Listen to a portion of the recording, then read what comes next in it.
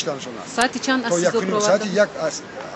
ساری یعنی ساعتی یکونیم دقیق رو آوردن همچی اسیزو یکون کسی نمی‌بینه که یک آخوت نمی‌بینه که یک همین سوگ فرزندشون تروریست رو چیکار می‌دارن 20 کانوی برداشت آورده ناروشیکو کردی گرفته آورده روز دارن روشکو دوورده محکم کردن همه در دیوار محکم کردن که یک از رمضان نتونه و برمضان نتونه و قانون قاعده در گوشه است حق حقوقی حقیقت هست یا نیست است جنایتکارا چی بنا میکنه جنایتکارا نکوتش جنایتکارا در کی جوگاش ما اون دفعه پیشتر داشتم همین سخنان رو گاو زده بودم شما نایسه گرفتید لیکن افسوس که در همین امروز نیوز و در همین گازیتو فقط دو جمله سخنان ما برماد با تمامش یکم چی نبرماد همین سخنان و شما در تلویزیون نشون که جناب بینه از اینجا فقط گناه رو در گردن جناب پرتش که جناب گفته که اینا رو محکم کنید اینا رو از کی این گپورا گفت گپورا همه در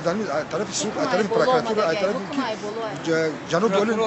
پروکراتور جناب ولی نگفتن که میتونه بدون رو بر محکم مافیای سودی ما در 3 ماه چی بود عبارت از چی بود همین مافیای سودی ما 3 ماه دوام کرده اگر که این ای بالا باشه این فقط این اومدن رفتن ما به هیچی بده به حساب 3 ماه زمستان ما دامی خنکی من هم بیرون داشته ما همین مافیای سودی نگاه کردیم سود شدنده همین پروکراتور همین قانون هم میپرود همین سود دامو سیزا تشکیل میکرد همین بچهای عذاب دادن میمون ما یک خطی پدر و مادرایی که دامجا اومده و رفته در همین خنکی زمستان خودمون کسل کردیم بچهای ایس کسل کردیم شما کی نفجا من مادری هم یکی همین جنایتکارایی که در همین به همین قسمی کشتار ایبدار کرده اعلام کی نام شو شرف جان عبدالعزیز که دانشجوی کورس چهارمی دانشکده سلاویانی و راسیسکی و میباشه من چهارم کورس ما در زندگی میونه داشتیم ما لیکن با درجه بچه من همین خوب و اعلا میخوند که من نمیدونست من با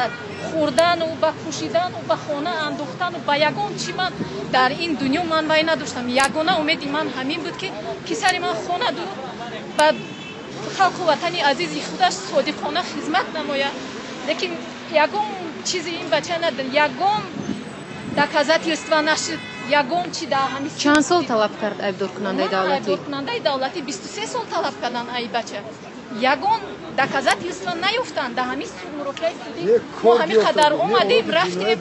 یه اولوی جنایت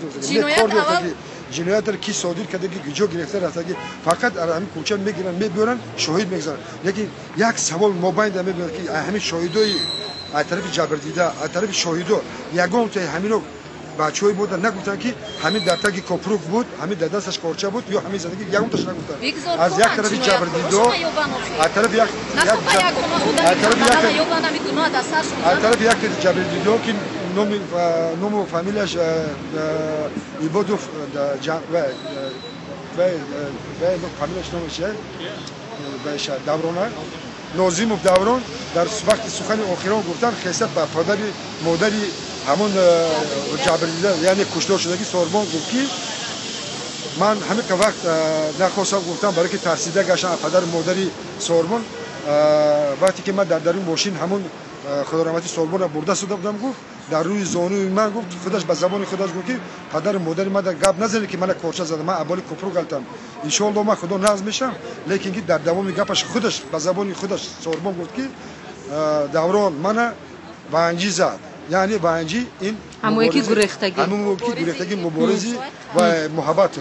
همین گپو در اینجا پروکرور محترم یگم چه در نظر نگرفت